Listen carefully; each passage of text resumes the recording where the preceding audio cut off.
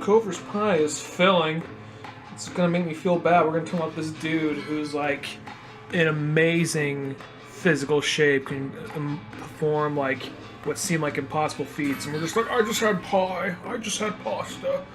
I had pie pasta. It's where you take warm pasta and you mix it with pie. You just stir it around in a bowl. It doesn't taste good, but it's all I deserve. Yeah, it's what you get. But yeah, I don't know. I just have that after dinner feel of just like, oh, too much fucking food. And it's been like that for like a while too, like, cause I finished dinner like almost like an hour ago, and it's just like you just walk around the house doing that. We're not going upstairs tonight. But isn't, like, your bed upstairs? No, it's not. Not tonight, it's not. No, tonight, it's the couch down here. Yeah, it's just like you give up, and it's just that. You get those, like, deep breaths going and so on, like, It's like that old commercial where, God, what the fuck was it? Like, they carried it on for a while, but, like, I think it started in, like, the 70s or the 80s, where it's just like... Are you out of breath after you eat? No, it's not. And there's some guy like, yeah, I think I am. In a fucking rascal scooter. You're like, well, maybe you shouldn't eat so fucking much. You're like, oh, fuck that. No. Here, listen to the doctors. You can still eat just as much as you fucking want without the side effects. Oh, I gotta hear what this is. Because I just love shoving my face full of all kinds of things in front of me and not doing a damn to work it off. Just eat these supplements and strap this, electric, like those electric pad things or whatever. Which electric pads? Like there are those things the with like electric. Those things they stick on you. They're supposed to like shock you and electrocute you and like work your muscles. Yeah. Oh, like the things like Bruce Lee had. That's what I always think of when I think of those things. I'm like, yeah. Bruce Lee had him in that. That's that one scene in Dragon. But he was also probably just trying them out. Like, let's see what this is. New science. Let's see what this is all about. Yeah, it's just like where someone's like, I wonder what this is like to put these on my balls. You know what? That had to make that many more people want to try that out. Like, Bruce Lee tried it out in Dragon. Literally, I kid you not. Like, I kind of wanted to try it out when I saw that. I'm like, that looks awesome. If Bruce Lee's using it, it's got to be good. I mean, I didn't really know a whole lot about it, but I was like, oh, that's a bunch of horse shit. Then I was watching that movie, like, all right. Yeah, it's just like, oh, that's, yeah. I guess, stimulate. He must have researched it well, developed it, and so on. But, yeah. Speaking of Kung Fu, and hello and welcome to the Old Man Orange Podcast. I'm Spencer Scott Holmes. And I'm Ryan Dunigan. And today we go back to Thailand, like anyone should, because it's a great place for movies. I've never gone back, because I've never fucking been there, but would like to. Never been there, but... America's favorite vacation destination now, other than Hawaii. Is it really? Well, apparently for a while, I mean, at least over here in the Bay Area, I would see people like, oh my god, we just got back from Thailand. It was so great. Because apparently, I guess it's super cheap. But it was, I don't know. I at least want to learn a little bit of the language before I go there, just enough to get by. Because I don't want to be the guy, you, speak Merkin to me. Well, I think it is another one of those places, though. Like, I mean, if you're in Bangkok, you probably...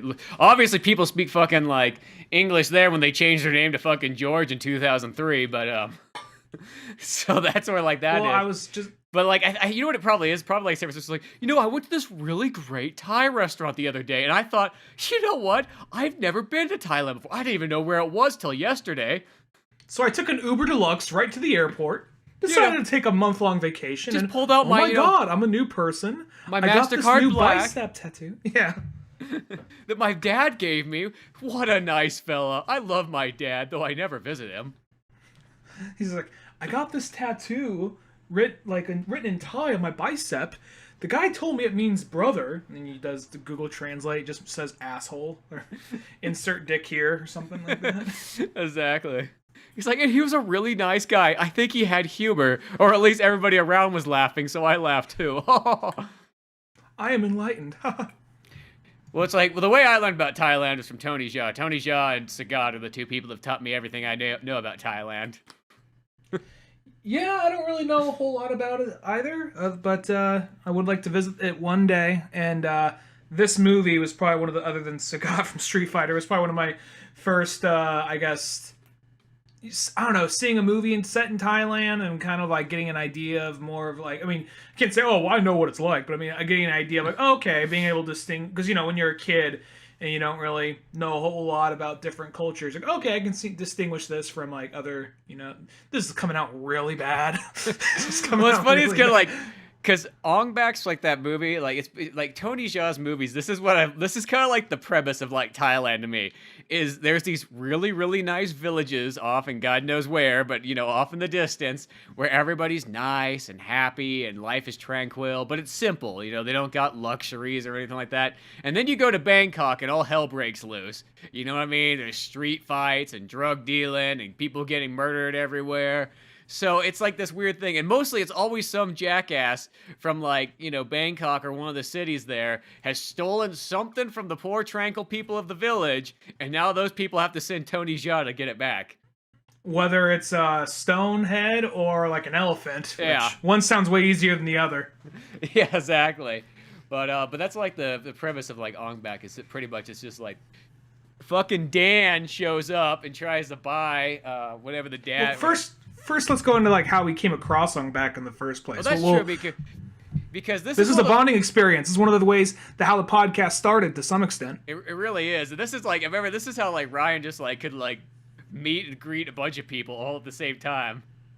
So what ended up happening is people who've been listening for a while, probably if you remember, we Spencer and I met in a multimedia class back in high school, and we kind of initially bonded over Street Fighter, the comic, and then I show you the Street Fighter comic, you showed me the Street Fighter anime, and then like, oh, I'll show you this, I'll show you that. Not too far right after that, I'll show you, dude, I just got this awesome movie from Thailand called Ong Back. It's one of the coolest martial arts movie I've ever seen. Like, all right, so I showed it, and then everybody in class eventually saw it. Like, that's did we watch that in class? Kinda. So what happened is, and this well, is I mean, like I know totally... we watched it on the computer, but did we literally watch it like on that projector in class though? Kinda. So what happened was there was a school project. There's a project for the class where it started off as multimedia, but the class was like it was like the alpha test for the class, trying to figure out what this thing would be. Like I think the teacher had noble ambitions, but he was just so like, these kids are unruly. There's too much going on. Fuck it. And he was a good guy and he's a great teacher, but at the same time he was just like, whatever, yeah, sure, film class, okay. I just gotta make sure they don't kill each other. So, and the poor guy, that's how I feel bad. Is like this class, this class was the rough class he had, and he worked special ed. And this was the difficult class, yeah. Yeah, that's what I mean. He was like the guy who taught like the stand and deliver kids also. Like he taught the special ed kids as well as the kids he just throw like in like, you know, a mobile unit off like the edge of campus, you know, like teach them over there where they can, you know, smoke crack, shoot each other, do whatever. Yeah, they were like the kid, like the no class. Kids left behind kind of class where it's just like, okay, you kids are fuck ups, so we're putting you in your own special class here. Y'all got to share a desk, share textbooks.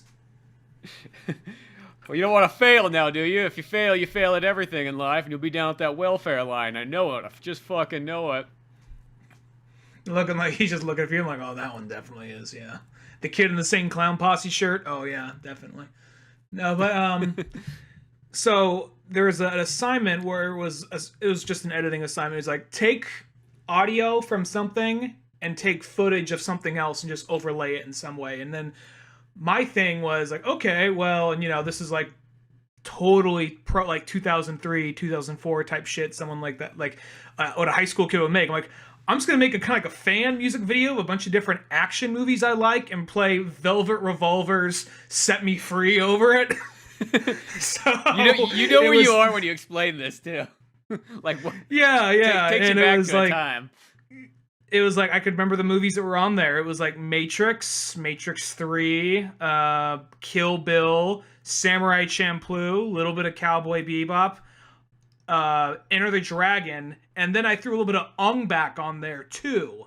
So, and I actually did measure out the song. Like, okay, this guitar solo comes in right here. That's a good part to cut to Uma Thurman slashing through these guys. That's a good part to cut to Tony Jaa doing a kick while he's on fire.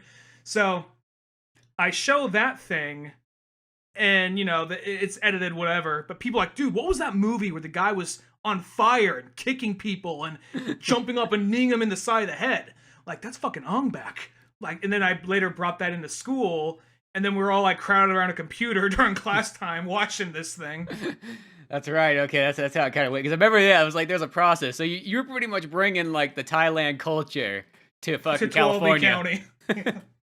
You know what I mean? It's just like, and that's what it was. It was like a very like, that movie just like kind of like literally turned heads. Like, because I think everybody saw, everybody knew what Kill Bill was. Anybody in multimedia knew what fucking Cowboy Bebop was.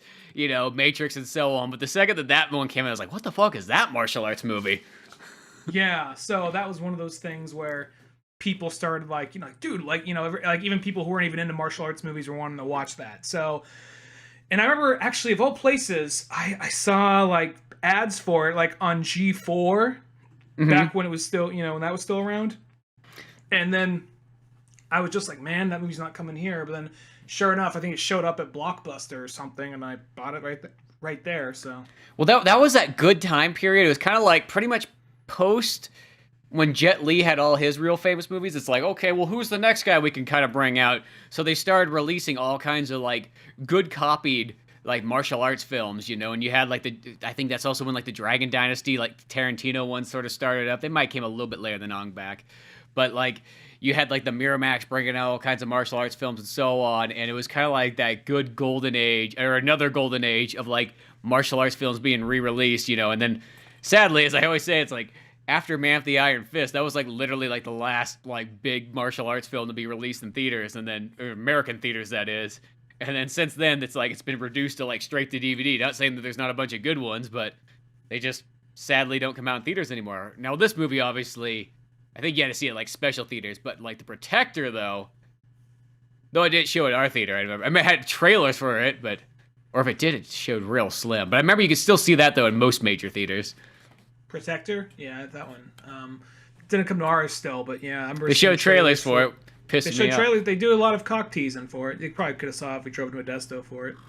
Now I'll say this: did you actually know when they were trying to bring this over to America that Steven Seagal tried to get his production studio to bring it over to America, but then go back and reshoot certain things where he is the master and he's teaching Tony Jaa? Yeah, I saw that and I just laughed so hard. I was like, because here's the thing, like I love a good Steven Seagal movie, don't get me wrong, but like just the idea that you're gonna grab this new kid off the block, in a sense, the way he's probably looking at it, and then say like, hey, I taught you all you need to know about fucking Muay Thai. Do you do Muay Thai, Steven Seagal? Well, no, but I do martial arts.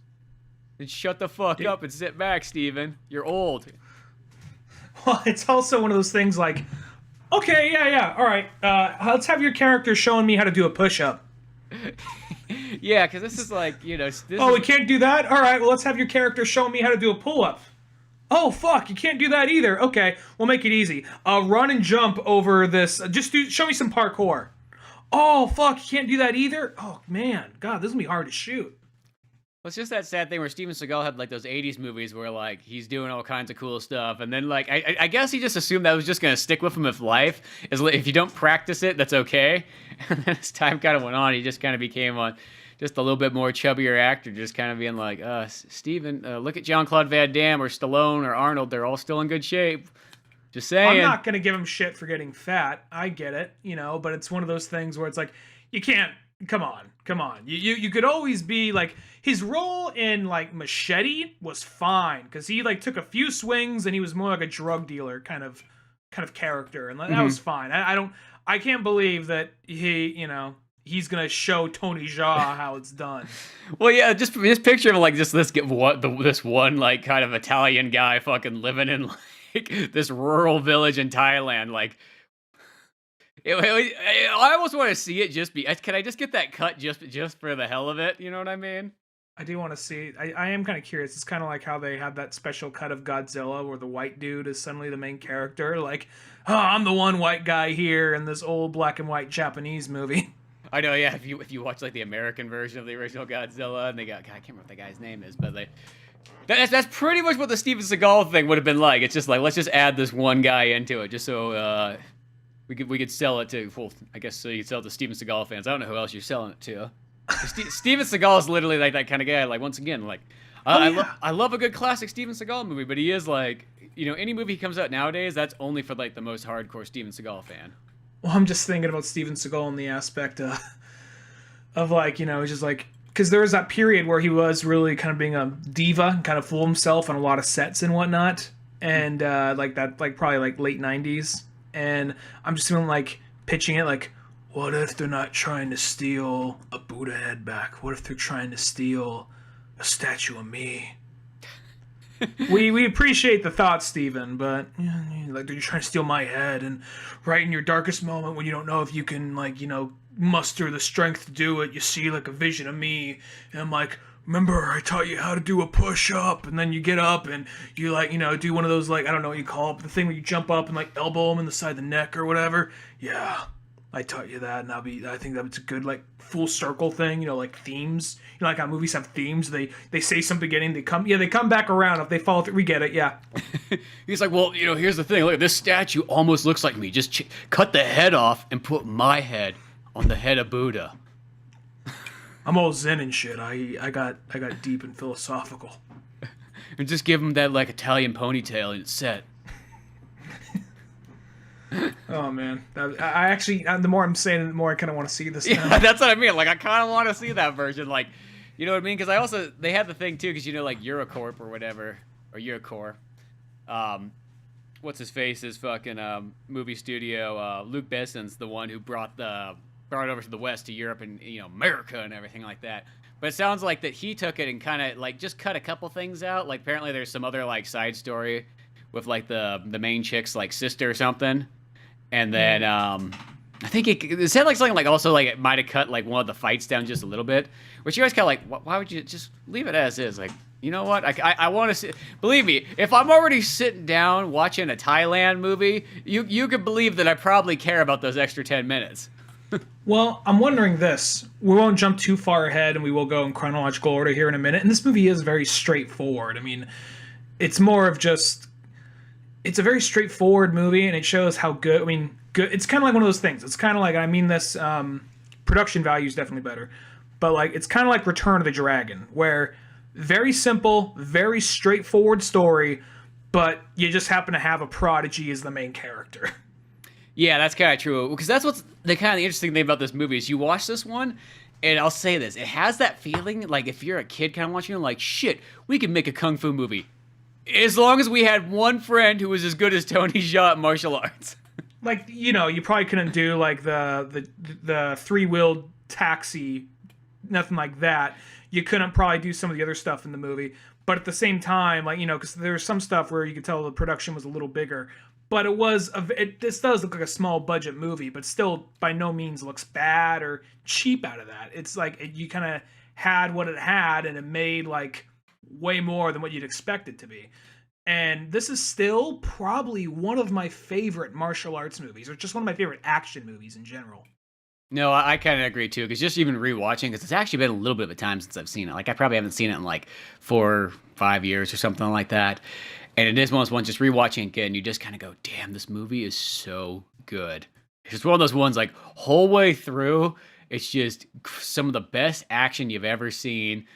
And it's like those ones, like it's got that, I guess, kind of the simple story. I mean, we could really just say it's like he's getting the Buddha head back. That's all you need to know. Just be like Tony Jaa, he needs a Buddha head back, and he's gonna fight anybody in his way, no matter what. Now, one of something kind of I was thinking about while watching it this time. It didn't occur to me any other time I was watching it, but it popped in my head here. Now, he's going back to get a Buddha head in this movie. I'm assuming there's some kind of like themes about Buddha running through. I was thinking if this was an American movie, if this was like set in America and you just changed it from Buddha to Christianity, this goes by the same rules of a Christian movie, like a Christian martial arts movie. If like somebody like they stole our crops and we need those for the when the rain season comes, we got to pray to Jesus. And then like, oh well, some no do-gooder from like Los Angeles went and took it. So we have to go on a trip to Los Angeles, and just a good old-fashioned country boy, who's just really good at fisticuffs or some shit. Yeah, it's one of those like he's like out in the bar and fucking like throwing fucking punches and stuff. Yeah, and then, like it's one of those things where, I don't know, there's a thing at the beginning where they're all running up a tree to get this flag. Maybe they're doing like a hay bale race or some shit. Like, I don't know. Like, there is, like, this is really kind of like a pro-faith movie, but since it's like Buddhism, you're like, that's cool. Where I think it'd be like, if it was like a Christian thing, I'm thinking like, I don't know, this almost seems like it kind of goes by the same rules, but see, I so almost badass. want to see that movie. It should take place in Texas, and it's just some small town in Texas or whatnot. It's like somebody cut the head off a Jesus statue, and we got to go to Austin to get it back. the one sinful blue spot in this entire state. And like when they go there, it's just like, of course, it's like scum and villainy. The crops are dying without our Jesus, like, statue head. We gotta go there. And it's just this guy, like, full tilt, like, cowboy guy. But for some reason, he's got, like, extreme martial arts skills, too. Because I think just something like that. Like, he's doing, like, fucking backflips over, like, a cow and, lasso and so on and swinging out of the barn. The guy who stole it's just, like, some douchey fucking trust fund hipster who's, like, an atheist. He's like, I just moved to Texas. I just thought it'd be fun. I think it's actually too hot. That's why I have air conditioning no matter where I go. I just have a personal air conditioner that's pushed on like a wheel cart that my dad got for me. Yeah, I mean, and I hired a Latino because I'm not racist, but I just didn't want to pay as much either. Yeah, so everyone wins, right? Yeah, Yeah, I don't need this giant cross statue, but it takes a hit off his vape pen in the hole in his neck, but just like one of those. Well, he just takes a fucking hit off his vape pen off of like his belly button or something. Like, what the fuck did he just do? He's like, yeah, I'm setting a new trend. You'll see. You won't get it because you don't get it because of you're from the country and you're not as progressive or forward thinking as myself. He's like, if Austin here had a beach, which I'm trying to get going, I think it would make a much better place. And he is in a wheelchair. He can walk, but somebody's just wheeling him in a wheelchair. He's like, ta-ta. He's like, I don't want to wear out my legs because I might need them when I'm 98. Yeah, it's good to think ahead. Good to have those kind of options. But yeah, so it's like in this one, yeah, they start off and they got they have to do this, like, there's this giant tree and everybody has like the run up it and climb as fast as possible and everybody's throwing each other down and it's just like almost kind of like brutal. And so on, and people are getting knocked off and falling and hitting branches and bouncing off. And at the very tip top, they got like the Buddha like sash or whatnot. And of course, Tony Jaa is the one who grabs it, but you don't really know who that is at first, especially if this is the first movie you watch. This is kind of how you learn about Tony Jaa as well too. Yeah, and he goes up there, grabs it, and everyone's like, "This dude wins again. He's just that bad of a motherfucker," And then you just see it's a celebration. And you see there's the whole village is in unity. Everything's awesome. And then they cut to some dude. Fucking Dan shows up. Fucking Dan Hibicki. just fucking shit up. He's just telling them. I don't even know if it's not even like his relative or something like that. I mean, I know they're all kind of related there. I don't think there's like 30 people in this village.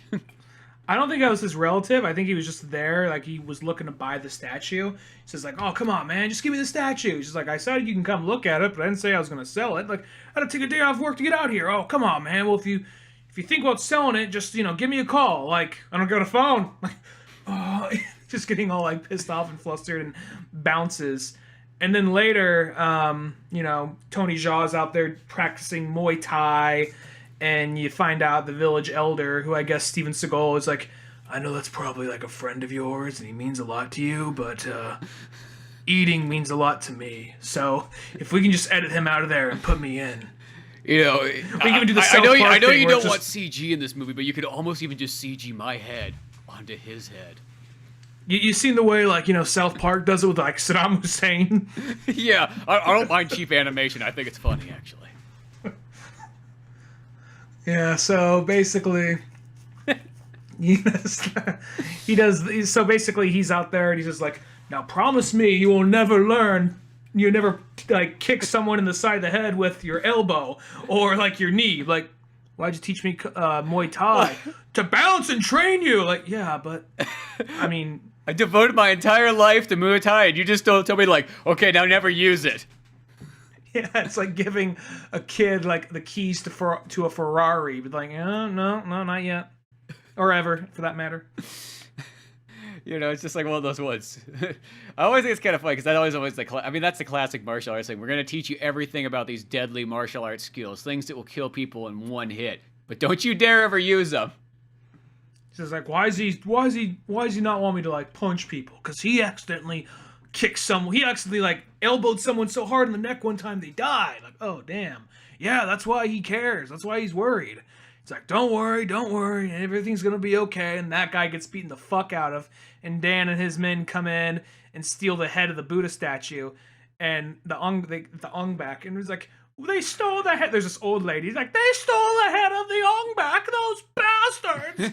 What will we do? And then all these peasants like, well, we got to get one guy to go out there. It's might as well be the guy who like, all right, now I know he said don't punch and kick people, but motherfucker stole our fucking statue. I know that, like, when we said that when you won by getting the sash down from the tree, you got this 2-week vacation down to Australia. Well, guess what? Now you're getting a 2-week vacation to Bangkok. Ooh. It's just be like, and could you get the statue head back? You know, because if you don't get it back, or literally, look outside, it's a fucking desert out there now. Where are the kids going to drink? Dirty, muddy water out of the well? Come on, Tony. It just like, it is one of those, like, it just suddenly just goes to the desert, just literally overnight. Like, oh fuck, that was fast. That's almost like how it sort of feels. Because literally, like, it's just one of those ones, like, all of a sudden, it's just got, like, that cracked look, like, it's so dry, like, we haven't seen water in years. Well, there's also, like, just, you know, lizards running by at the bottom of what was a river. And I'm wondering, is that a vision of what's to come? Or it's like, dude, he's only been gone 2 days. It's already doing this. This is, like, Buddha's pissed. Get his fucking head back. I don't know why Buddha's taking this out on us, but, yeah. Yeah, he's pissed that we obviously couldn't, with all our Muay Thai training, we couldn't fucking protect this one statue. So, well, because Tony wasn't there. I don't know. Tony was there not punching people. So... Then he goes to Bangkok. He was in line to his fucking trip on Australia, and he got a phone call. They say they don't have a phone there, but there's one phone reserved for this. It's like the red phone they have. Never use it unless trying to stop somebody from taking their sash-winning trip to Australia. It still is one of those, even though it's like a red phone, it's one of those old-fashioned rotary phones. Exactly. It's got like the 2 handles on it too, or like the speaker. The part where you put to your ear, the part where you talk and the microphone, yeah, just separate from each other. And so, Tony volunteers, and so he gets set off on like a little trolley or whatnot to be taken to town, and you know everybody hands over their like $2. Yeah. You know, this is what we got. And one lady's like, here, she's like, here's my ring of like my dead like aunt or something like that. It's just like, oh, okay, thanks. This gonna be a burrito when I get into town. I'll be hungry. Yeah, I don't know what it's worth, but I'll figure out something for it. You know, and then everybody's just like handing him stuff. And they're like, okay, put it in your little knapsack and take it off, Tony. You bring that head back or don't you dare ever return. Fucking mean it. Because we'll be all dead. We'll be all fucking dead because of you, Tony. We'll make sure that people know that for all of time. We'll get a placard out here that says here that it was Tony's problem that now we're all dead. Just a statue of you, and it just says his fault. Tony. 2003. So then he ends up going over to Bangkok, and we open up and we're introduced to Humle, or George, as he goes by. And then there's... Which is a weird name to choose in, like, 2003. He was like, you know who's popular? Or maybe it's like a punk rock thing in Thailand. You know what? The American president's named George. I'm gonna be George. I didn't even think about that. I was thinking it was just more of like, oh, like, just it's a... You know, he's going as far against his roots as he can. Because he went there, he changed his name, he's from the same village as Tony Jaa, but he just doesn't have this... They knew each other when they were younger, but it's been so long since they've seen him. And he's this guy who came from, like, you know, humble beginnings, but now he's just another guy just trying to make a quick buck in the city. And he's doing... The funny thing, I'm not sure if you ever seen the dubbed version, but the dubbed version, you know who's voicing him? Gene Starwind from Outlaw Star voices Humley or George in the dub version, which I was interesting. I'm sure if you look long enough, other people in there have done anime. Like some of the voices sound kind of familiar, but he's the one that really stood out to me. Here's a good question. Do you think we watched the dub version or the subtitle version we watched on the computer at school? I think I don't remember. I don't remember it all. This is more like a wild guess, I feel. I think we probably watched dubbed just because when I was younger, I would be more like, it wasn't like I was against watching subtitles, but I wanted to focus more on what was going on the screen. But now I'm like, it doesn't bother me either. It doesn't bother me at all. I could even watch dubbed as long as it's not too horrifically bad. Sometimes it actually adds to it in like a funny way. Mm-hmm. Well, it's almost that kind of thing too. Like mostly as like a kid, you'd be like, school already makes me read enough as is. Well, why would entertainment make me read? Yeah, that was definitely when I was younger. But at the same time, I think at that age in high school, I could totally watch a subtitle movie, no problem. It was more of just like, I want to be able to put all my focus on what was on the screen. But still, like a subtitle movie is still, it's nothing that hard. It's nothing hard at all, really, as long as you know. But it's one of those things, people get really technical. I prefer, like, non-dubbed as two dubs, you know? I prefer, like, subtitles. Mostly of me, especially if it's a live action movie, I definitely I would rather have it be, just the original language, subtitles. Like that's the way I kind of want it. But I've almost kind of come to the conclusion because there's just like a handful of movies that they're hard to get in those versions. Like, you know what? I'll take them in a dub version. That's okay, whatever. As long as you get to see at the end of the day, as long as you get to see the movie. But, sometimes the only downfall is, like, if a dub's too bad, then it turns it, like, into a comedy when you might have a nice, serious movie that, almost needs to be taken that way. Yeah, exactly. And I don't remember the dub on this one being too bad, but it was, there's some voice actors like, oh, man, that person's trying a little too hard. It's not like they had, like, the Rat Pack voicing every freaking, like, kung fu movie back in the 70s. Yeah, exactly. But he meets his cousin here, who's the guy who also has told Dan that he can't take the fucking statue home. And this is that guy's son. And they pretty much just like, at first it's like kind of like, oh, we're not fucking related. Like, they're at like a motorcycle race or something like that. He doesn't show up at the motorcycle race. So what ends up happening that just kind of happens. It's like literally, it's Fast and the Furious time period. So of course you got to have some type of like race. And there's some girl there who's just kind of like a smart ass, and she's tough. She beats him in this race or whatever, and he ends up walking away with some money. And like this one Asian bro is just like, "Oh, what the fuck, bro? This is bullshit." Just always wearing glasses, always look pissed off. And then you see him giving his. I love because he's got like a Serpico T-shirt on. I think at that point, maybe it's that later on. I want to say it's some. Oh, go ahead. Where he's got like the Al Pacino shirt on. I just love how there's just the guy wearing the Serpico shirt though, because it's not just we just got this in last week. This is the first we just saw this movie like last week. Well, it's just like such a random Al Pacino shirt to have. I mean, not saying that movie's not like like it's one of those ones like if you're into Al Pacino, you know what Serpico is. But I feel like if you're not into Al Pacino, you have no idea what that movie is. Like we could get a Tony Montana shirt because those were really huge back then. But we think we'll be kind of just falling into the crowd. Let's stand out. Yeah, it's just like I love how that guy's just wearing that. Like I want that Serpico one, just a big old head of like Al Pacino with a beard and full hair. You know what I mean? Like hippie cop in it.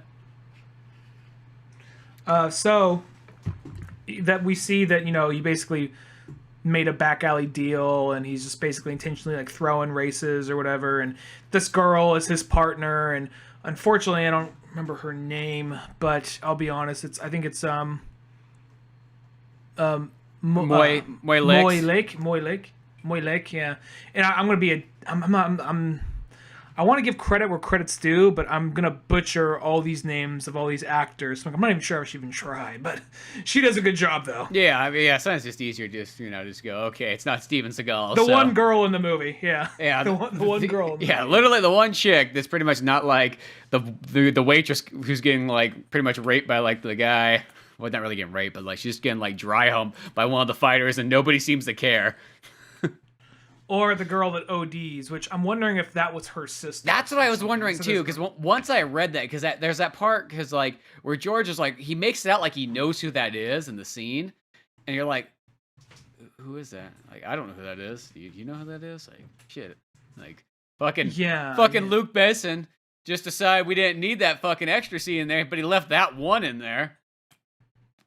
Yeah, so it was just one of those that felt a little odd right there. But so going forward, we end up seeing going forward. He basically just goes up to Tony Jaa goes up to George and says, "Hey man, it's from our village. Remember me? Like, who's this country redneck hick?" Like, "Oh man, just like get the fuck out of here. I'm trying to do business." That's like at the end. That's like the end of the race. And later he confronts him again when he's making money with the girl, and he's like, "I'll kick your ass." Like, "Hey man, look, we're cousins. Your dad writes to you. He's worried about you. This and that. Da da da da." Like, "Oh, I don't give a shit." And then all of a sudden he sees he has a little bit of money. He's like, "All right, you can come into my place." And then as soon as he gets in there, he's like, you look, I'm sorry about earlier. I was stressed. Why don't you go take a shower and whatever. And don't jerk off all over the bathroom. Yeah, he says that, like, don't jerk off all over the bathroom. And then he overhears him on the phone, like, "Hey, man, I just came across some money.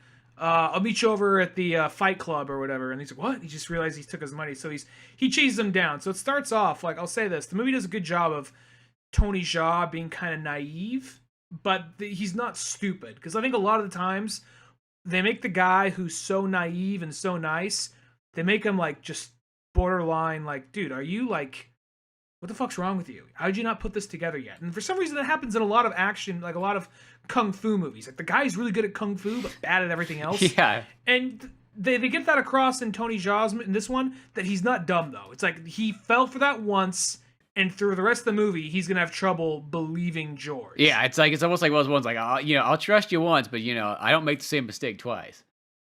Yeah.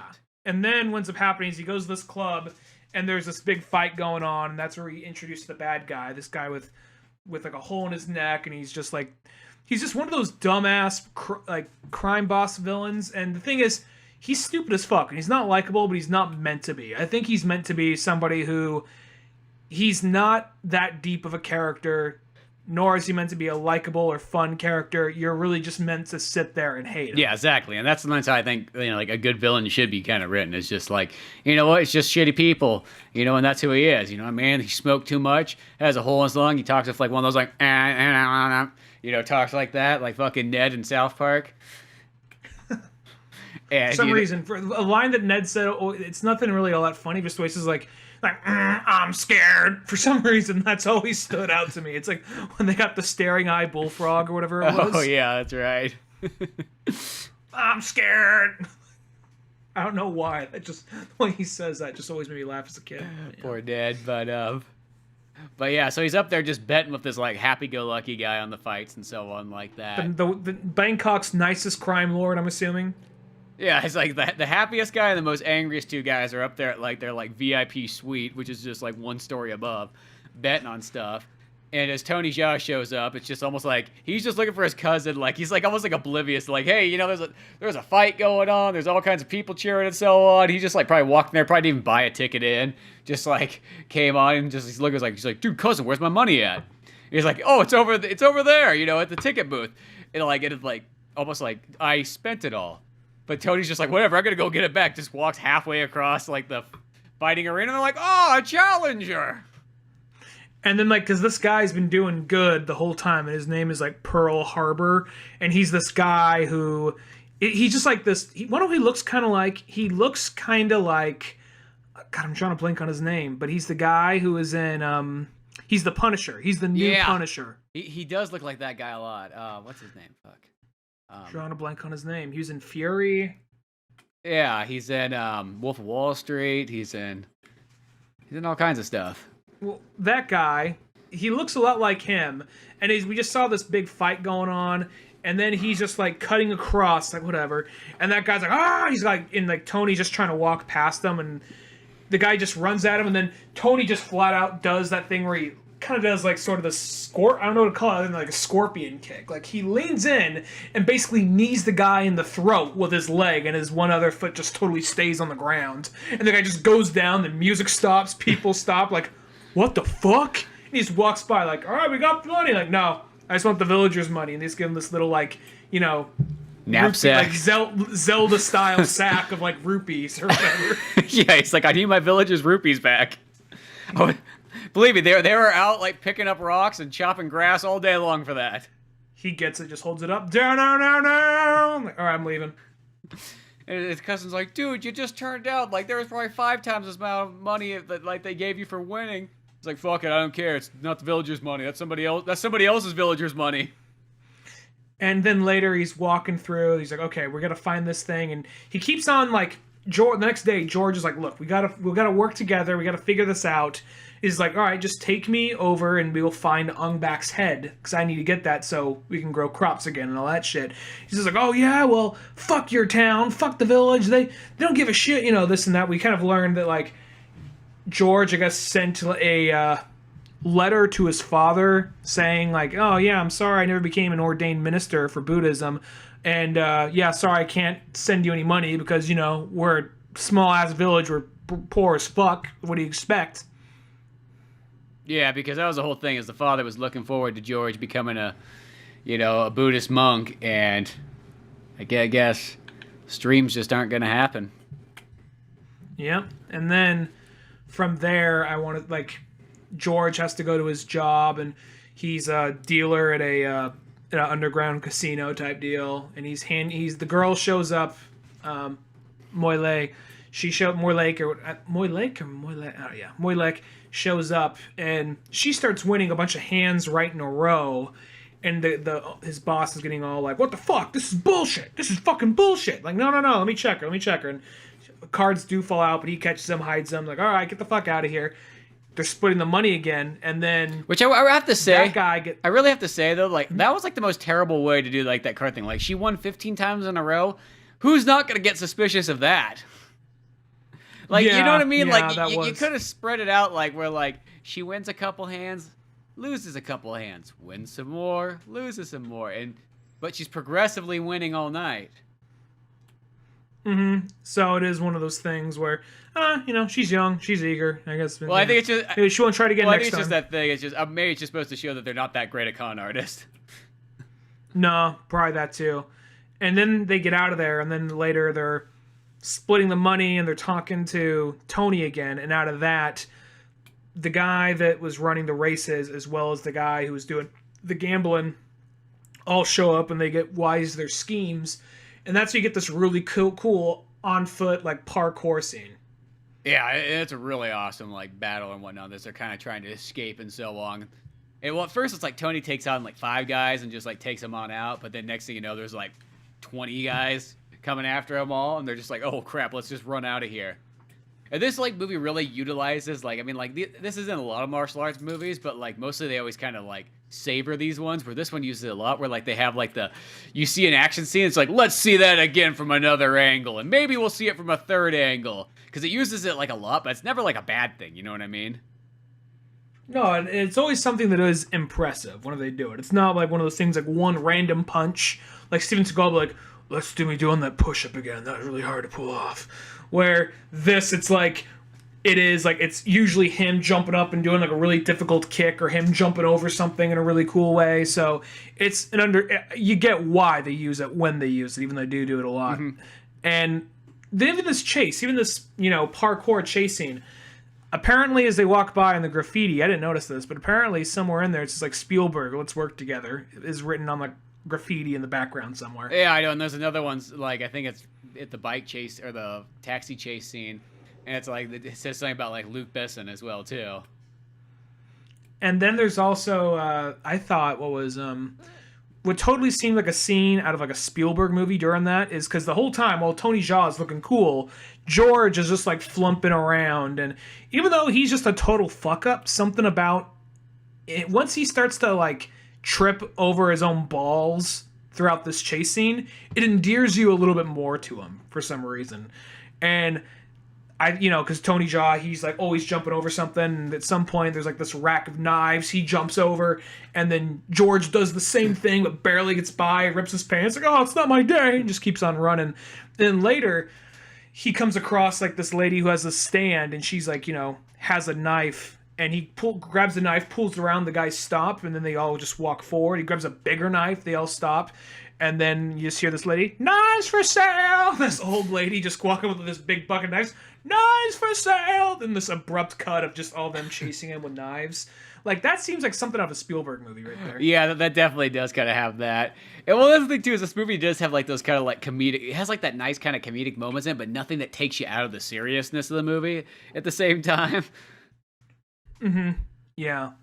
So eventually they get out of there, and I want to say Tony kicks a few people, and somehow they end up back at the Fight Club. I want to say he's essentially there to, I think to go there for questions and answering, but he kind of, he's going there for questions. I think as answers he gets talked into like that Dan will be there. Oh yeah, he's told Dan will be there, and out of that, George signs him up for a fight. Like, I'm not fighting, motherfuckers. He's like, you could make so much money real quick if you just fight. We can figure this out. And that's where he's more or less forced in the ring, and he's trying to get out of there.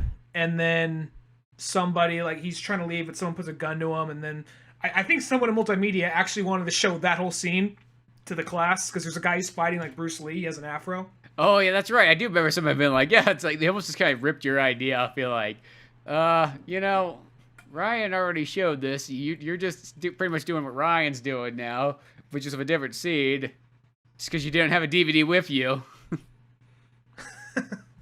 It was just one, it was whatever. I was just glad the word of Ong Back was getting out. Yeah. So, like, Tony just gets signed up for these, like, fights right then and there. And I just love it because I think about, like, this. You ever think there's that flashback to be like, Tony, you must never use the Muay Thai, in fighting. You do not want to hurt anybody. It's like, well, that law was real broken the second you got to Bangkok.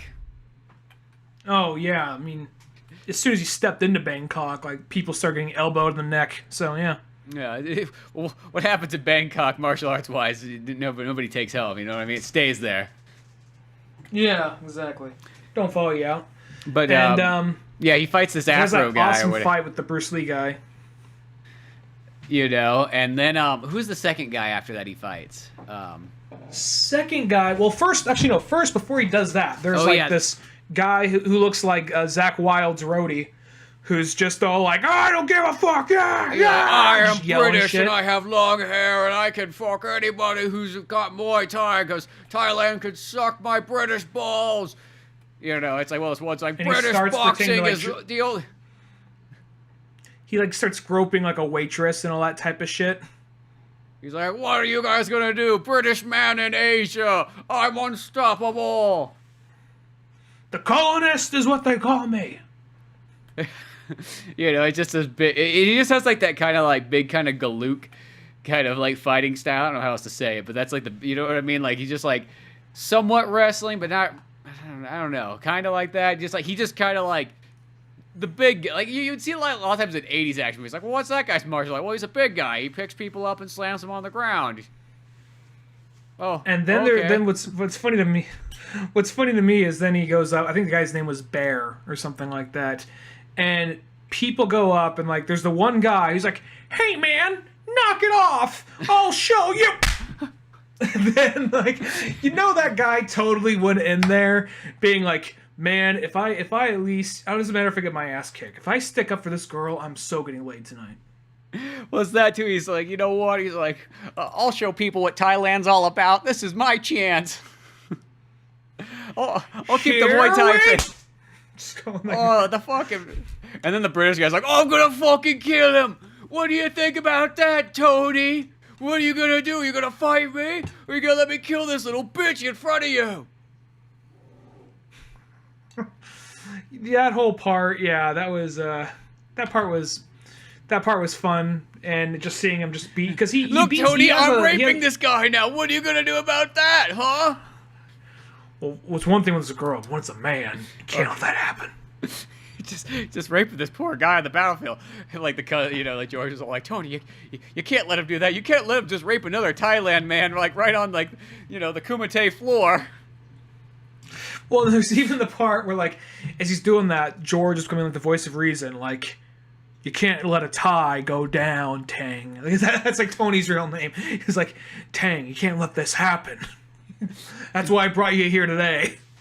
Because I had a feeling a very large British man with dreadlocks was gonna rape a Thai man. Yeah, I just felt it. I just woke up in the morning and like, oh, I know what's happening today. It's one of those days. Once you let the British in, they're hard to get out. Believe me, haven't you ever seen those Once Upon a Time in China movies? Shit, that's like the whole battle they have in that film, and that's like, in the 1800s. Look at it, we're at 2003 now. So after he has this really cool fight with that guy, and that one doesn't last that long, but it's a cool fight. Then he has a really cool fight with the Bruce Lee guy, and then here's my favorite martial arts style I've ever seen. Well, this is just by every account, I can't. It's like, this movie's awesome. I love this movie, and I'll forever love this movie. And even the action scene, even because it has some of the coolest action scenes. This next one, it's not really all that cool of an action scene. It's more just really fucking funny because this guy who looks like a French hip-hop artist, maybe he is, I don't know, maybe he's like a friend of Tony Jaa, comes in, and he has this whole thing of he says, "Oh no, it's Mad Dog!" Because we just saw him fight two other guys that were just fucking badasses. And then what's this dude do? He goes to shake Tony Jaa's hand, and then he slaps him in the side of the head with a bottle. I'm like, okay. And then Tony kicks him back. He goes against a wall, grabs a chair. All right, that was next to him. Swings the chair. Then he's just grabs the table. Oh wow, okay. He's throwing more stuff. And then he grabs a picture off the wall. I'm like, is this the? Then you realize everything this dude is doing, his whole fighting style revolves around throwing something or hitting him with something. Well, it's so weird because he starts going he starts grabbing just cups of water off the table and tea sets and throwing it, and it's just so his ability, it's okay, it's, in Final Fantasy how you get those characters once in a while in the olden games and they have that throw ability. I'm like, shit, that's his whole martial arts, is he's got the throw ability. That's it. And it's just so weird because they treat that character oh, dude, Mad Dog's showing up. Everybody's oh, Mad Dog's here. Oh, shit, Mad Dog. We haven't seen him in years. He's going to fucking lay the can of whoop ass on him or something like that. And it's just I think it's the fact that, he gets there. He's just running around the whole place, literally tearing this place up. Maybe that's why everybody's, fucking, can you believe this guy's martial arts style? He just literally destroyed the whole fucking bar. He destroyed the restaurant. He started throwing fucking picture frames off the wall.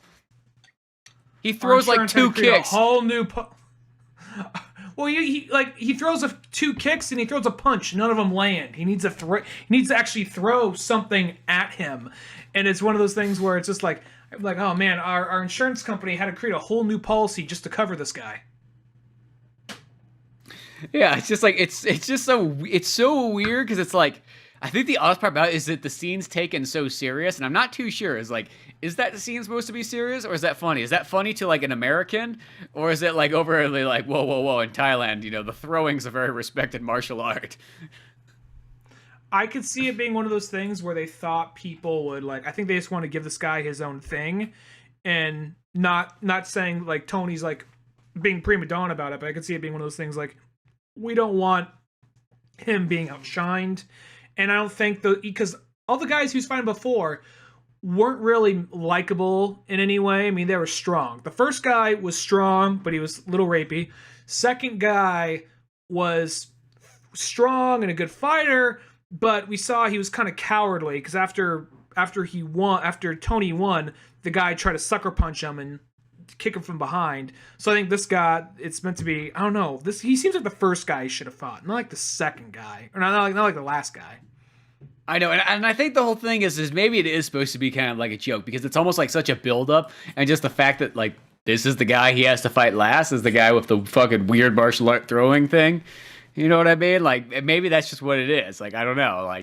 Maybe it is just supposed to be funny all the way around. But maybe because they play it so straight, it kind of throws you off. Because when you're watching a foreign movie, sometimes there is that kind of it's is this supposed to be funny or is this supposed to be taken seriously? I'm just not too sure sometimes. You know what I mean? You get some jokes and so on like that, but maybe the throwing is that. But I think that's what it's kind of supposed to be, is that you get to that point and it's just no, you think that you're going to be fighting the most toughest badass guy ever, and then it's just he's got the goofiest fucking martial art almost.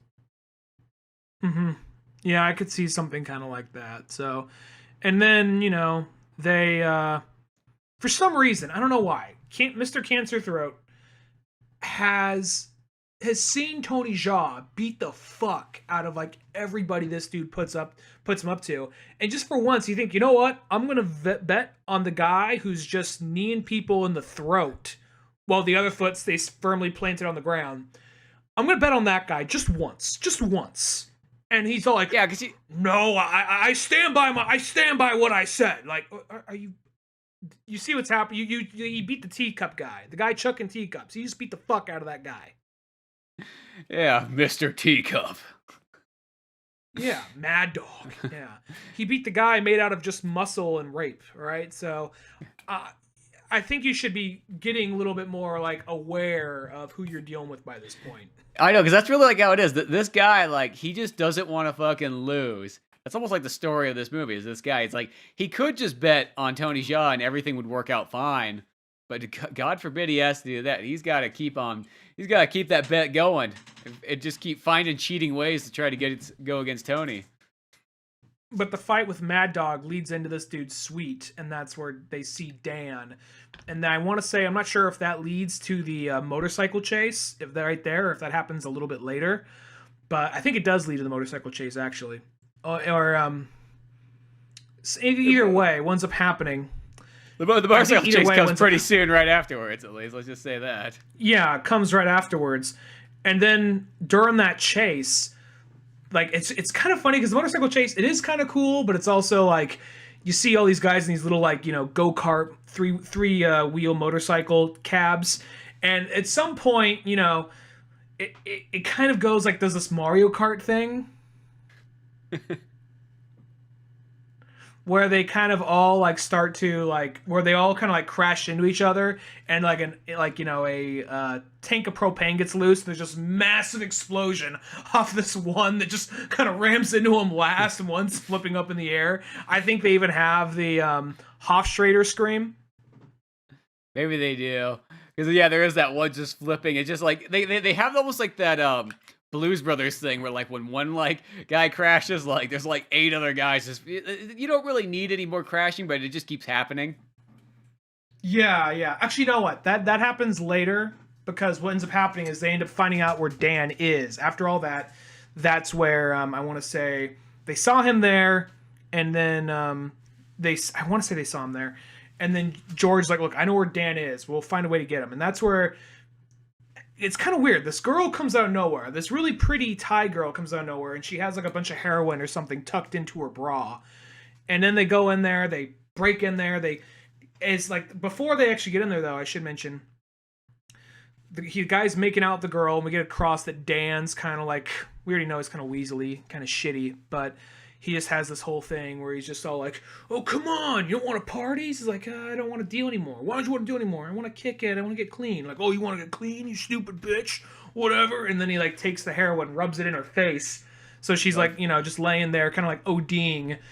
And that part was just kind of like, you know, that's where Tony and George bust in. They start chasing Dan, and his bodyguards follow. And that's later. After all that, that's what we're thinking, that like that the lost character might be is that character right there, because when George sees her, he has this thing like he totally knows who that is.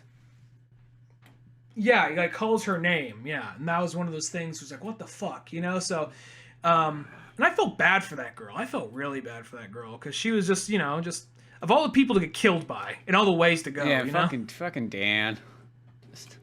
You just want to see him die so badly throughout. I know, he's just such a jackass and so on, and just like Weasley and rapey and, you know, stealing fucking Buddha heads and shit. And then what ends up happening is they have there is at the end of the Mario Kart race. That's totally what it is. It's just missing like fucking Tony Jaa throwing a red shell as he's driving by. Oh no, he has the blue one with spikes. And then you, of course, would have to have George like run over a banana, because he just feels like he would do something like that. He'd be a fuck up. He would find a way to fuck it up, because that's kind of who George is. For being someone who always fucks up, he always finds a way to like get a step ahead somehow, but just kind of luck out of it. Yeah, he literally has like the dumb luck kind of like skill set. Like he's that kind of guy who like. He studied martial arts for like a couple of years, but just like one day just kind of gave up on it, you know, while like Tony continued his next like 20 years of training. Well, the other thing is they got Dan's address because he literally gave it to the guy he stole the fucking Buddha head from. It's like, really? Okay, all right, cool, all right. Well, it's just like once like you gave out your address and then like you changed your mind like what, like 10 minutes later, like fuck it, I'm taking the Buddha head myself. I had to take a day off work for this. I mean, granted, my work is, like drug dealing and rape, but whatever. And but then when the crash is over, because the cart crashes into like the river or whatever, and then they see like there's all these other Buddha statues and Buddha heads all collected down there in nets, and then we just cut to the news like, yeah, for some reason someone's collecting statues. I don't know why. Seems kind of fucking weird. Anyway, more at 11. And then they cut to like Dan getting beat the fuck out of like the of Mr. Throat Cancer. Mm-hmm. And out of that, he's like, why'd you even see that Buddha head? That Buddha head was a piece of shit. Of all the ones you could have stole, you stole the one where you got this like fucking hick from the country coming after us? Yeah, fucking coming around, fucking Muay Thai and everybody. He's like, yeah, just almost like pissed at fucking Dan for bringing that one in. He's like, but bring me every Buddha head you see. I want the Buddha's head. Though I'm not religious. No, I just no, want I'm not religious. I want every like, Buddha head there is. I was like, I am not religious. I just want to fuck with country people. Because when I see a country person pissed off and afraid that their farm is going to die, it makes me laugh inside. Ha ha ha ha ha ha ha. This is how I sound when I laugh. Ha ha ha ha. Join with me. Ha ha ha. Stop. Only I should laugh. Ha ha ha ha ha. He's like the Mandark laugh. Yeah. So yeah, what happens next after that part here? This is where you're like chasing action scenes. I want to say from there, that's where they have a conversation like, look, we'll give you the Buddha head, but you got to come in a fight and you got to lose. Who do I got to lose to? The guy who's always standing next to me looking pissed off. Yeah, and then it's like they mentioned that, like, does Tony Jaa know he's supposed to lose? Because for some reason I just don't remember that part being mentioned to him. I remember, like, George sort of knew about it, but maybe not. Like, it's just that kind of thing.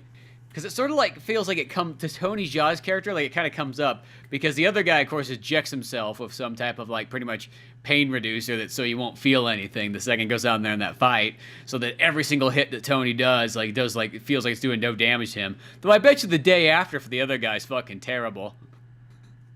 Oh yeah, well I think that guy was. I think Tony did. It was just one of those things that was set off screen because fucking Luke Besson as they have their final battle. You can blame Luke Besson possibly for every cut out. He's like, I just want to make the movie kind of confusing. Oh, I want you to get to some scenes. I don't know, he's talking like that. He's fucking French, but just get to some scenes where it's like, you know what? Are we supposed to know more here? Or what? What's going on? It's like giving the TBS cut of it. Yeah, it's one of those things where maybe he's like, look, I thought it was a little too straightforward, a little too easy to follow. I wanted to keep the audience on their feet. Shit, I even threw in a Steven Seagal scene just for the fuck of it. Using that South Park style animation. No, so they end up, he ends up going in, and this dude just does overkill. Like, after he beats down Tony Jaa and the fight's over, he's still punching him and kicking him. Like, all right, well, yeah, he lost, and he lost bad. And, oh, we should mention they also, at some point, grabbed the girl. He's like, all right, you lost and lost bad, but at least we can get the Buddha head back. And they're going to see him. She's like, you thought you can have the Buddha head, but no, because you will fear me like God, and you will do what I say. Ha ha ha ha ha. You know, now we are taking I don't even need this Buddha head, but I want it. Why? Because I'm a dickhead. Nah, wheel me off. Ha ha ha. Out the door. And then here is another thing of just, once again, Dan being so fucking stupid. But it's so fucking funny how they're there, and after, like Mr. Throat Cancer leaves, that's where Dan's like, all right, kill him, but make it quiet. He walks out of the room. The dude has his foot on the back of Tony Jaa's, he has it on his back. He's putting on a silencer, and then Tony Jaa knocks it out, and he starts struggling, starts punching guys, and Dan's outside, and he says, hey, asshole, keep it down. I said do it quietly. It's like, you've seen who you've been chasing this whole fucking time, right? Yeah, exactly. Who do you think this guy is now? You think the guy with the silencer is the guy suddenly just like punching someone around?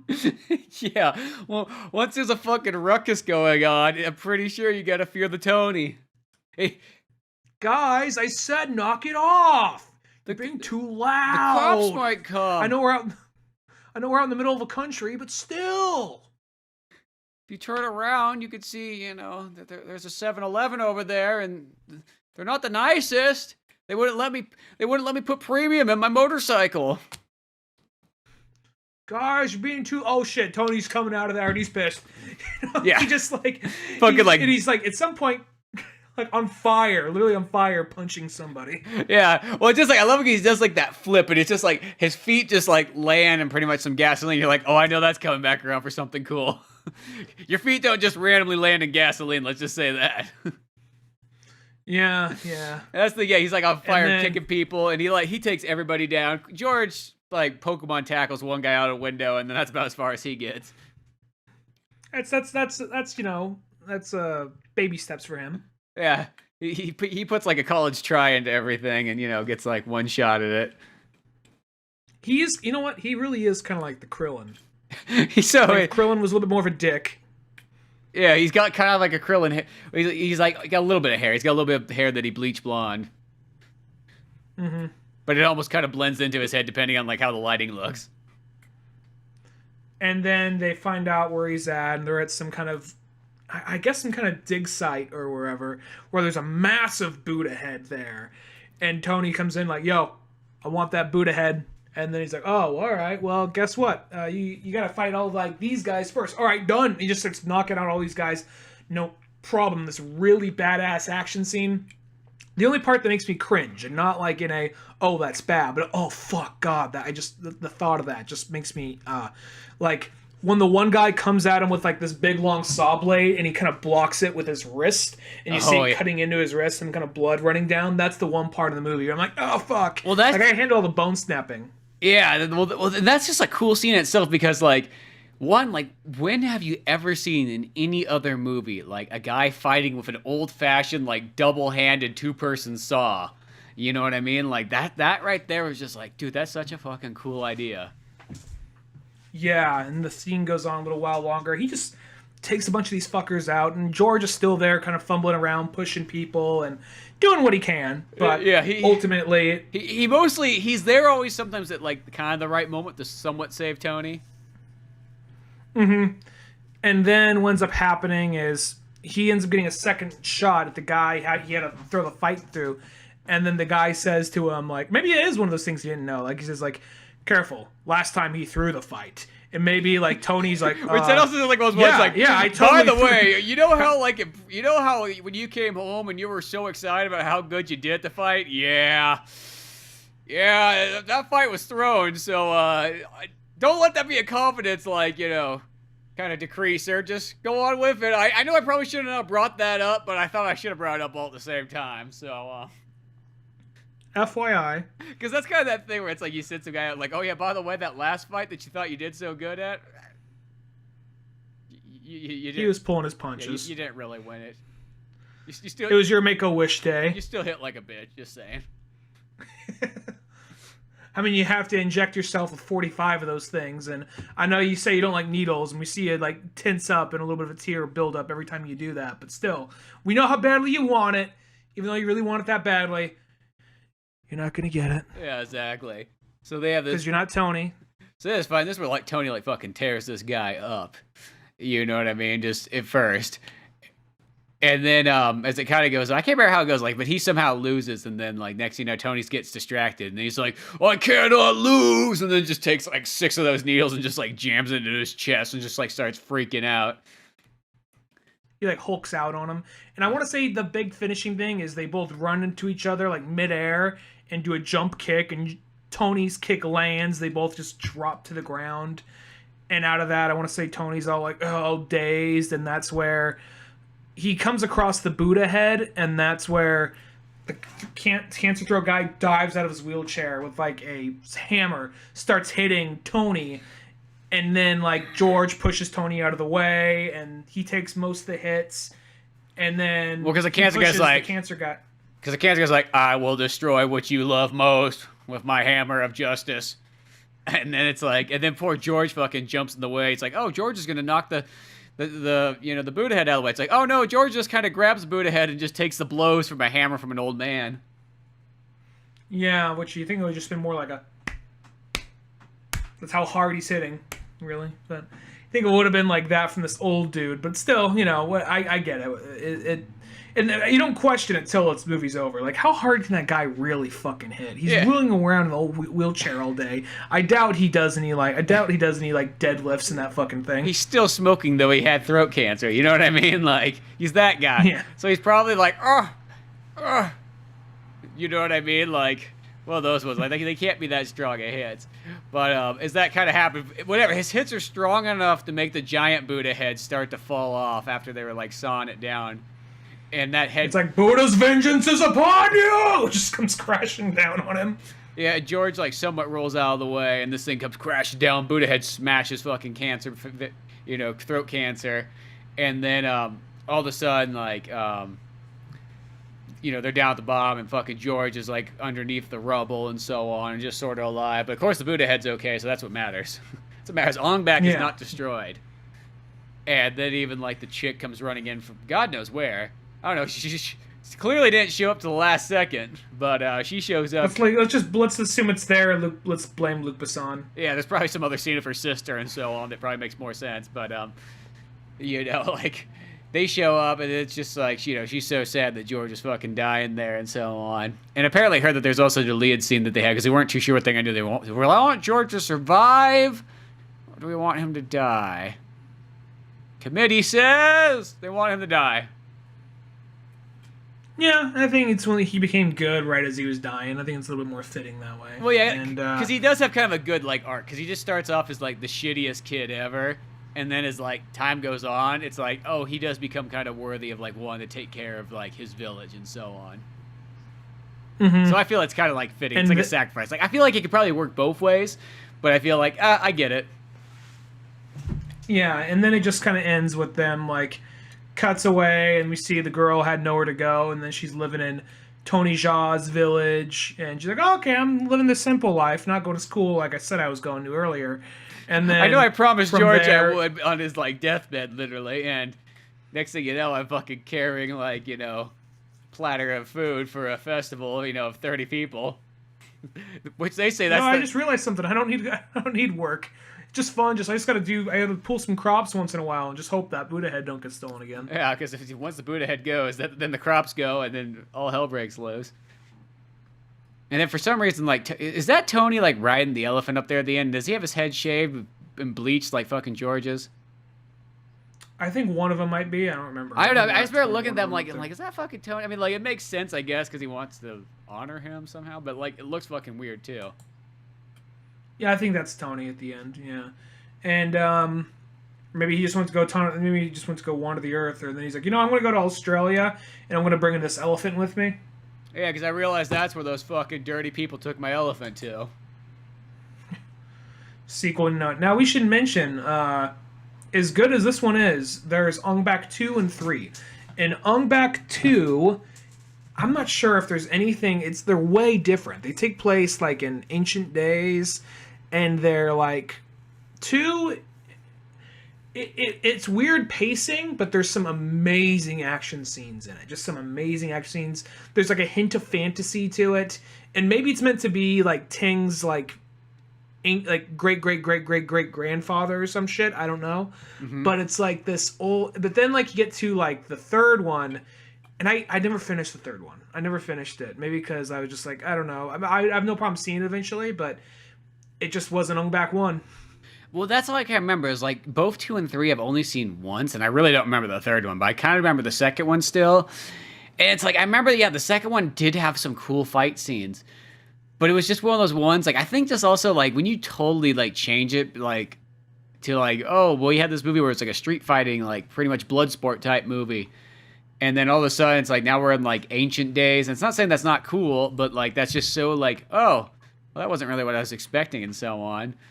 And I don't know what it is. Like, and I will say, there's something about, like, every Tony Jaa sequel that I've ever seen, I don't know what it is. Like, they haven't been, like, close to as good as, like, the first ones he did. Like, that was the same with The Elephant Protector. Like, the second one of it was just kind of like, okay. And it just like, it had like the most goofiest like chase scene I remember in the middle, where it's just like the slowest chase scene ever. And it went on for the longest time. And like, I was like, what the fuck is going on? Or maybe that was Man with the Iron Fist too. I can't remember. Shit. One of those movies did. But whatever. I watched them around the same time because they came out then. But yeah, it was just, it's that weird kind of thing where it's just like, huh. But, you know, like, Ong Back 1 is just, like, a legendary movie. Yeah, and I mean, I'd be up for watching Ong Back 3 again at some point, but I remember just watching, like, I couldn't really get into it. I was watching it, and I was like, I'll come back to it later, and I just never did, but Ong Back 2, I remember being so amped for it. And we watched it, just like, Ong Back 2, it's here! Like, oh, it's set in ancient times, whatever, and then we watch it, and just something about it was... I don't know, just something about it was just, it was more just weird pacing, because the movie totally ends on a cliffhanger, like, see you in a year, kids. Yeah, and I was like, what? Okay, and year means like 3 or 4 years till Ong Back 3 came out or whatever. Did it take that long? Oh yeah, 2008, 2011, yeah, Jesus Christ. Yeah, like, it was like a way long time. I mean, you know, especially probably... Even in America, you know, God knows how much longer that even might have been. 2012, I don't know. I can't remember, but... Because I want to say the last, like, 20 minutes of Ong Back 2 is just a big, long fight. And it's awesome. It's totally awesome. But it was weird pacing. It was kind of like... It was just this kid whose village is attacked by this warlord. His parents are killed. I think he was meant for royalty. He's trained by certain people. He grows up to realize the guy that trained him was the guy that killed his parents because he couldn't see, because it was all like he was wearing a mask and was at a distance and this and that. And the guy has all this guilt about it.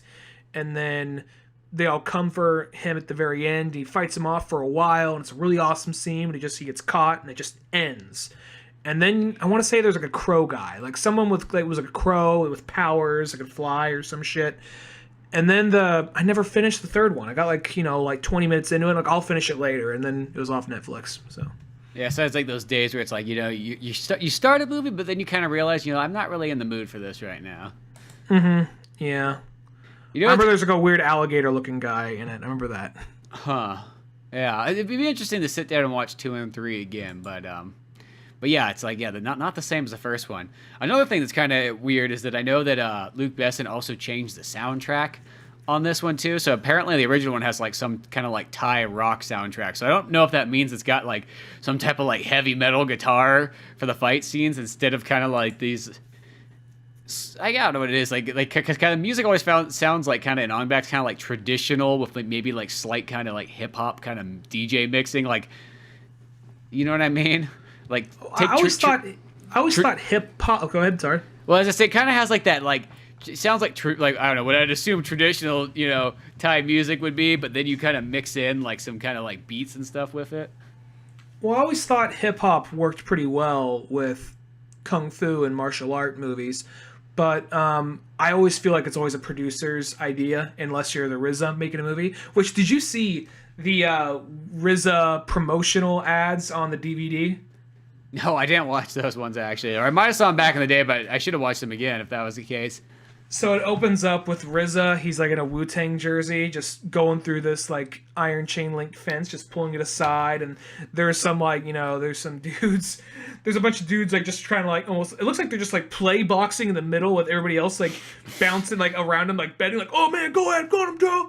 You know, and then RZA turns out like, yo, it's your boy RZA here to tell you about the most baddest, most bone crackingest martial arts movie ever, Ong Back. And they show like just all these scenes from Ong Back, and every time it's a moment where like Tony's like breaking someone's ankle or like doing like an elbow to the side of the neck or something. It shows everybody just do actually, oh damn, oh what? It's like, Ong Back, coming to theaters, bro. Oh, that's awesome! I gotta check that out.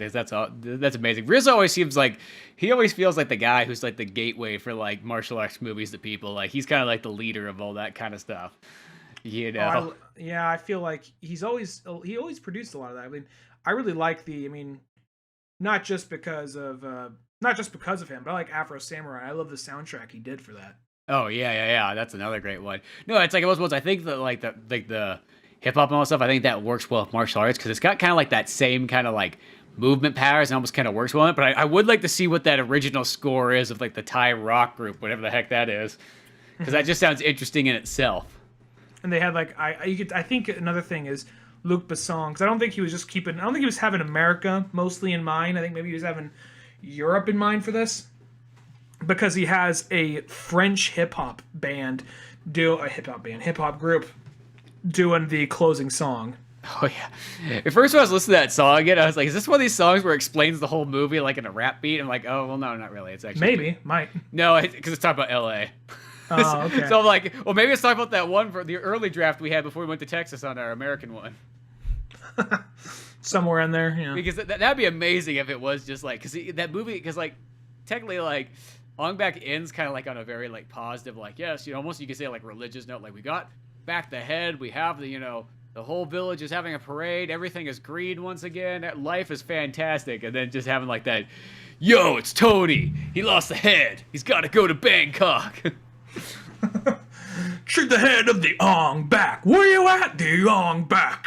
Yeah, just that was if RZA did it, because if RZA, I mean, he'll do like a lot of movie soundtracks, but every once in a while, not all the time, but every once in a while, he'll do the thing where it just spells out entirely what the movie you just watched was. He did that with Kill Bill, the Ren Inishi song. He did that with, because there's a song they did in Pacific Rim, which is mostly this lady singing. Then all of a sudden RZA cuts in like, "Yo, Kaja's destroying the world. Two minds must come together." Like, all right. I don't know what it is. I love those ones where they spell out the movie for you at the end, like just like it's like the recap of what you just saw in a rap song. Did you ever see? Have you ever seen? That I don't think they do things anymore, but they're pretty funny. That Canadian sketch group Picnic Face. Yeah. They did one where it was just titled "Ending Credits of Saving Private Ryan." I was like, okay, I gotta know what this is. So you just click on it, and it's the part where old Matt Damon is on his knees crying, and he stands up, he salutes Tom Hanks's grave, and then it cuts the American flag waving. Then it goes to credits, and then it has like this very like 90s hip hop beat, like, yo. And it just does one of those songs where it's just like Private Ryan's the name, saving him's the game. And they just go into all credits. It's just them like basically doing this whole like 90s style hip hop song explaining the story, and then somewhere in there they cuts, "Bring me this Ryan now." Oh, that's awesome. I wish they had that I wonder if there's a version of that just for any movie. Yeah, I mean, there almost could be. It works best for like the more like dramatic a movie is. I think it's even better. Schindler's List would be a hard one to pull off, I think. I think that'd be even. I think that's pretty possible. But yeah, no, Ong Back is one of those films, though. I will have to say, going back to that one, it's like if there's like, it's one of those ones. If you had to recommend like 5 martial arts movies to somebody who wanted to get into like, any kind of kung fu type stuff, like this one, I think would be definitely like a good gateway. But shit, I'd even say this would be like top 3, because I feel like if you gave somebody like 3 movies and this was one of them, and if they're like, I'm not interested in it, be like, well, you're probably not gonna be interested in anything else then. Let's just stop right here. If you don't like Ong Back, then you probably won't like any more martial arts films. I'll say this, and I mean no disrespect. If I was trying to talk someone into martial arts movies who does not like martial arts movies, I'd probably recommend this movie before any Bruce Lee movie. And that's not saying Bruce Lee movies are bad. I just think this movie moves a lot faster, it's a little bit more fluid, and it's easier for someone who's not into martial arts to get into. Where Bruce Lee movie, they're all great, and they're all fun to watch. Maybe Game of Death is a little hard, since it's kind of this thing they Frankenstein together. But it's one of these things where I think it's a little hard. I think that's so dated for some people, there'll be a little bit of that barrier. Where this one, as I say, now you have balance. 2 things going against them with the Bruce Lee movie. It's not only that it's a martial arts movie, it's also that it's an old movie. Yeah, so I think there'd be a little, because chances are, if they can't handle martial arts, they probably can't handle like, why do they talk so weird? Yeah, so why do they sound weird? Why is the camera so stiff? So why are they wearing bell bottoms? Yeah, so why does everybody have the same haircut? Yeah, no, so I feel like that. This movie is definitely somewhere in my top 3 favorite martial arts movies, probably. I know I was making some jokes about it, but even with those jokes, this movie's still fucking amazing. Oh, yeah, no, I totally agree, too. I'd say at least for sure top 5. I'm not going to say at least. For sure top 5, you know. It's kind of hard to, like, kind of narrow it down. I've always kind of wondered, like, what my favorite ones are. It's like, you know, between, like, this, Drunken Master. I do like, it's for, like, Jet Li, it's like, I don't know, Kiss of the Dragon's always one. But I think that one's kind of special to me because that was sort of like the first rated R movie I saw in theaters, I think. So I don't know if Kiss of the Dragon's top, but Kiss of the Dragon's really fun. Yeah. Like I like that one. Like that's what I mean. It's like it's probably not. Is that what you said, Kiss of the Dragon, or something else? Yeah, Kiss of the Dragon. It's probably not like the greatest one, but I think there's just that like that moment. Like I remember going like, oh shit, we're going to go see a rated R movie in theaters, Kiss of the Dragon. I'm not sure if I'd call. Would you call?